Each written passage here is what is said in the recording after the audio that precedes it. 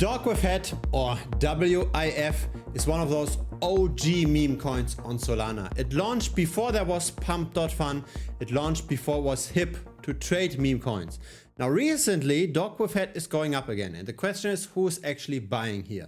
What's behind this rally? Let's have a look at some on-chain data, the data most people are not considering. So this is the current situation. We are at 92 cents. We are up almost 150% in the last month. And this is not the first video on DogWifHat on this channel. I published several videos before. The very first such video is already quite a while back. We were still at 27 cents. So that was somewhere around here. We had a nice run up and then subsequent drama, another rally, another crash. And so that begs the question, are we going to go back again to the previous $4 that we've now seen twice? Now the first DogWifHat video on this channel, published 486 days ago, outperformed the average video. So the average video is in gray and that DogWifHat video is in blue. The recent DogWifHat video didn't necessarily outperform. So is there over the long term some kind of decreasing interest in the token? Let's see if we can back this up with other data. Now, within the Solana meme coin ecosystem, DogWifHat is the fourth largest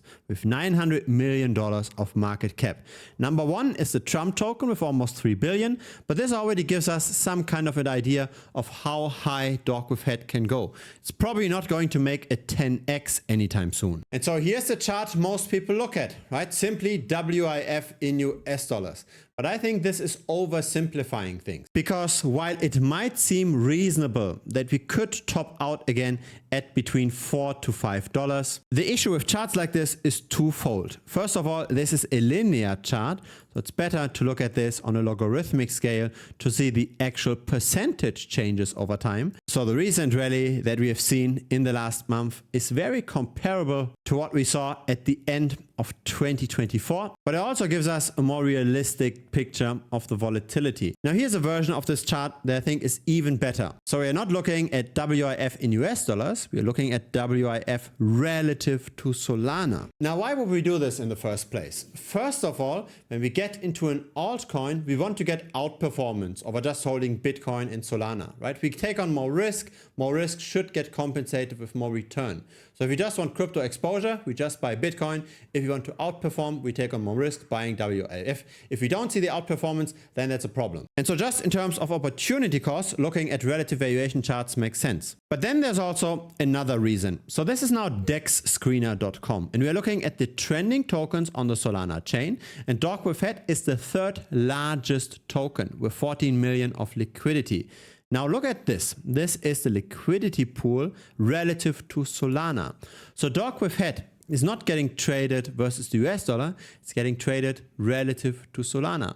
When Solana in US dollars goes up by $10, then automatically DogWifHat also goes up by $10 without a single trade appearing on the blockchain. The price of DogWifHat gets determined by its ratio to Solana, not by its ratio relative to the US dollar. And that's again another reason why we should look at the relative valuation chart. But let's dive a bit deeper into the on-chain analytics. So we've got more than 200,000 holders on the Solana chain that hold at least some DogWifHat. Now, not all of those holders are created equal, right? Some of them might just hold a few cents of the token, while others might hold hundreds of thousands of dollars worth of the token. So we have to look into this with a bit more precision. Let's first compare what happened in the last month with the price versus what's going on chain during the same time period. On the left side, we see the number of first-time traders versus recurring traders over time. So this is coming in waves. On the right side, we see the number of token transactions.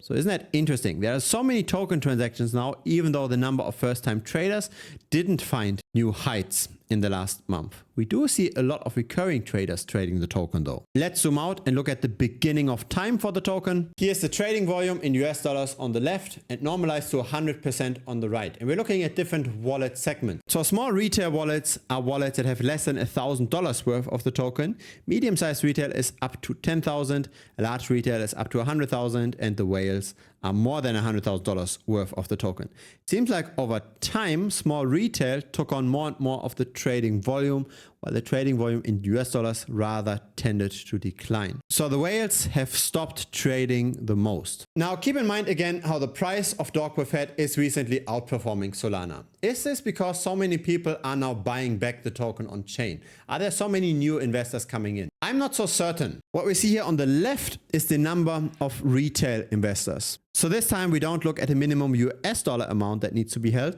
We look at the number of minimum tokens. So that's now 1,000 WIF tokens, which currently is worth $922. So that's what I consider retail. In the middle is a 10x from that minimum holding threshold. So that's now $10,000 worth of the token, or 10,000 tokens. On the right, another 10x, 100,000 tokens. What do we see? We see how the whales bought into the token massively up until the middle of December of 2023. And since then, they tend to dump over time. Small retail still bought up until the middle of November of 2024, but now also tended to rather give up. So the data on chain doesn't necessarily justify that the price is suddenly recovering. There doesn't seem to be that much more new people coming into the token. And so what is going on? How can a price of an asset grow that quickly, also relative to the rest of the market, while at the same time we don't see new people coming into the token? I believe the answer to this is leverage. It's the derivatives. It seems like recently a lot of meme coins are appreciating because of the perpetual futures market. People bet on very risky meme coins with leverage on the perps, and then some arbitrage bots make trades on the spot market as well to balance out the price. And here is why I believe this is going on. What we've got here is the WIF price in yellow and the open interest. So how many bets are currently made on the price on the perpetual futures market? And there's obviously some connection, but you can also see that disproportionately the open interest went up more than the price did. So there is buying pressure coming from the perps to balance out the spot market price. We also see that this rally is not a short squeeze. Now, a short squeeze means that a lot of people are betting on falling prices, and then some market makers, some manipulators might buy up the token in order to liquidate the shorts. Usually before a short squeeze, we do see very negative funding rates, simply because a lot of people bet on falling prices. It's not what we are seeing with DogWifHat. The funding rates here are relatively balanced.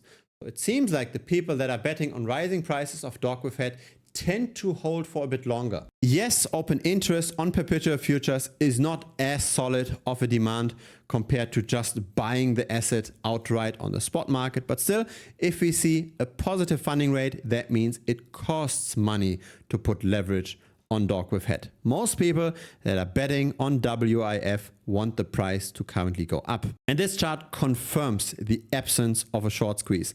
There aren't really that many liquidations despite the current price rally. So we don't have a lot of retail investors buying into the token. We also don't have the whales buying into the token. The whales have stopped dumping to a degree, but what's actually pushing the price is the perpetual futures market. It's the increasing open interest. People want to get leverage on meme coins right now. And so I believe there is a good chance for the price to continue to go up. Now, will it go up back to $4 to $5? That's of course very hard to say. It also depends on the general market. Again, if just Solana goes up by 20%, DogWifHat automatically goes up by 20% as well. So really, it's a matter of relative performance. And relative to Solana, the upside might be somewhere around 300%. So that's a 4x from the current price. So we could turn around already before we hit the $4. It might make sense to already take profit at $3 or $3.50. Of course, depending on where the general market is going. But right now, it appears as if this current rally in WIF is quite solid. There is enough upside potential, and this is not just a short-term short squeeze. This is simply just deployment of leverage by very skilled market participants. And maybe as the price rises further and further, we will also see accumulation by more retail on-chain over time as well. Here's something I haven't shared that often on this channel. I actually studied investment management. I studied financial analysis. That was in Hong Kong. That was for a Master of Science.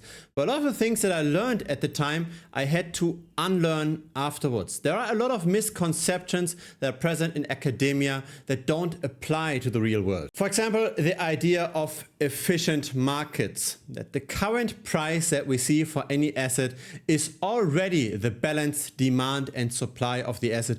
All of the information that's publicly available is already baked into the price. This is definitely not correct, and I've got proof for that. For example, check out the following. This is the YouTube channel of Jesse Eckel, another crypto YouTuber. And he just published a video on how he recently put $10,000 into this dead altcoin. The altcoin was the winner token. The video had been published on the 6th of May. Now here's the difference between most markets and the crypto market. The nice thing about the crypto market is that we can figure out what other people are doing.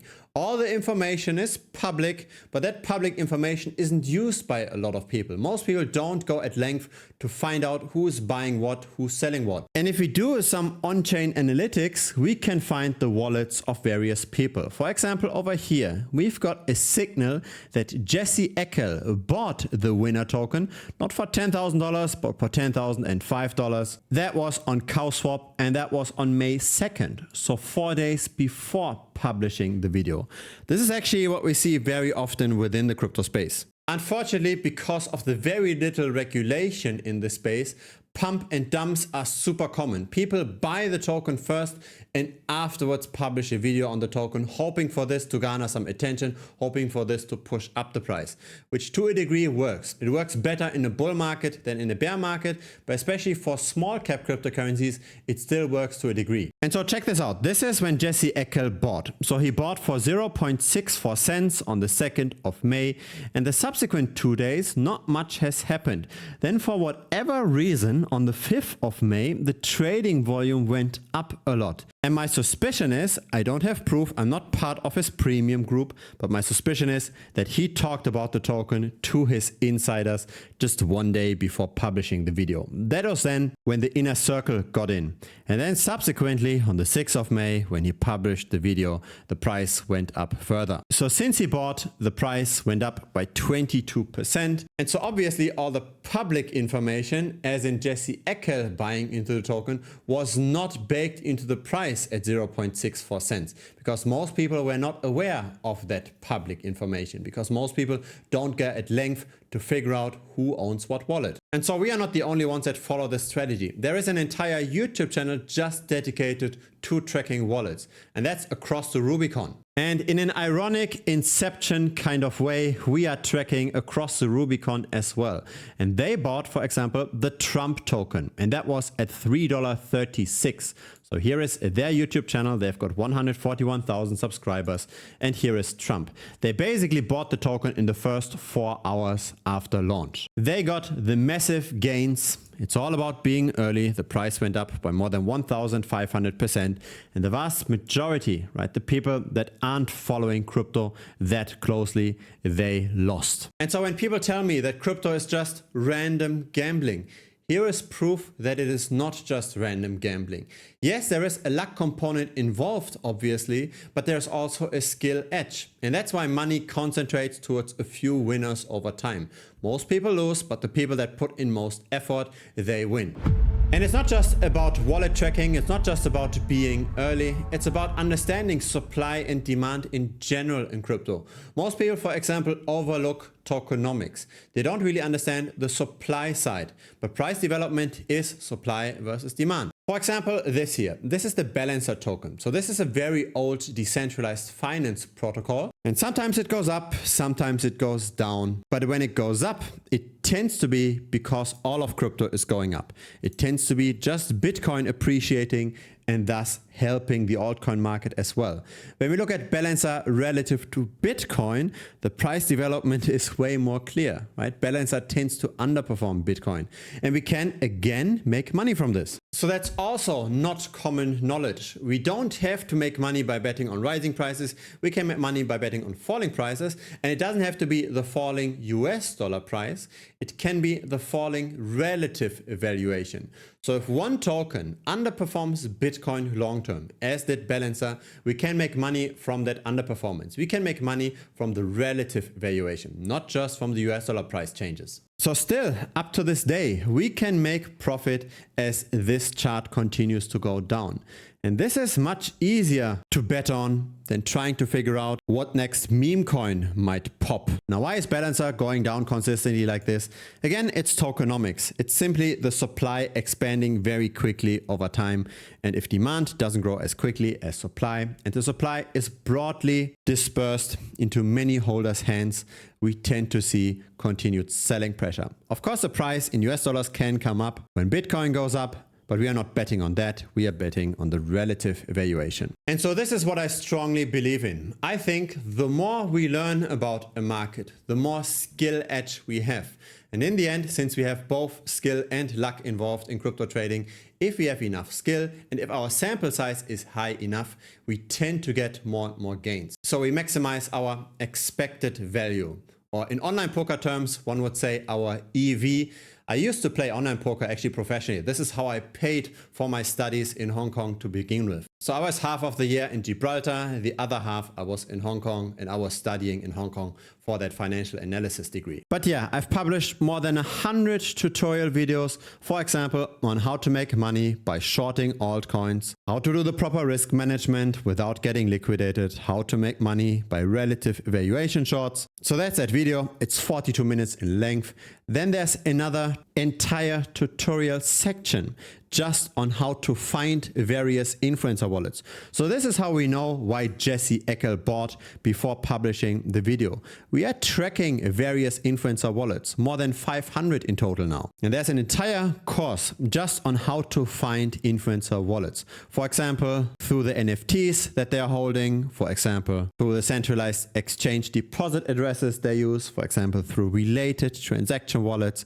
There's many different approaches. And we then discuss those approaches and we share our findings in the wallet research chat. So yeah, for example, here is a post of how CryptoGains talked about the Champ token, and we knew before that. Just another example. And so here's our influencer trade channel. So here we see when people pump and dump tokens. So Kyle Chessy, for example, is currently de-risking. He's selling a lot of his meme coins. So feel free to check it out. It's currently $125 US per month. The link is down below. It's thebitcoinstrader.com. There should also be a link directly on this video here on the right. So feel free to just click on that. It will lead you directly to the sign up page. If you got some value out of this video, feel free to give this a like. It helps the channel grow. Feel free to also subscribe. I publish videos regularly. See you next time on YouTube or see you in premium. Cheers.